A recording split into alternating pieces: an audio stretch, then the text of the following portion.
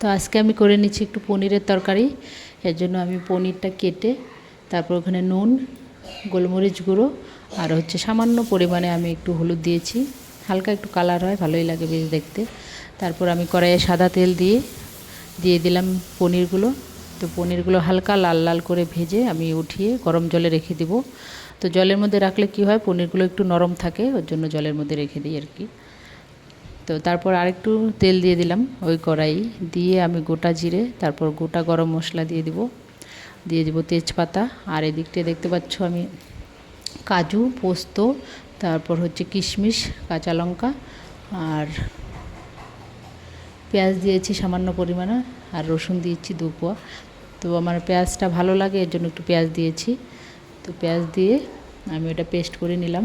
তারপর ওই ফোড়নের মধ্যেই আমি পেস্ট মশলাটা দিয়ে দিলাম, দিয়ে ভালো করে কষিয়ে নেব যতক্ষণ না তেল ছেড়ে আসে। তো দেখো তেলটা ছেড়ে এসেছে, কালারটাও অনেকটা সুন্দর এসেছে। তারপর আমি নুন হলুদ দিয়েছিলাম, তো দিয়ে তেল ছেড়ে এসেছে। তারপর আমি দিয়ে দিলাম টক দই, ফ্যাটানো টক দইটা দিয়ে তারপর আরও কিছুক্ষণ আমি নাড়াচাড়া করে নেব। তারপর ওর মধ্যে দিয়ে দিয়েছি আমি ভেজে রাখা পনিরগুলো, জল শুদ্ধই দিয়েছি। তারপর দেখো কিছুক্ষণ ফুটিয়ে উঠে তারপর নামিয়ে নিচ্ছি একটু গরম মশলা দিয়ে। তো কেমন হয়েছে আমার রেসিপিটা অবশ্যই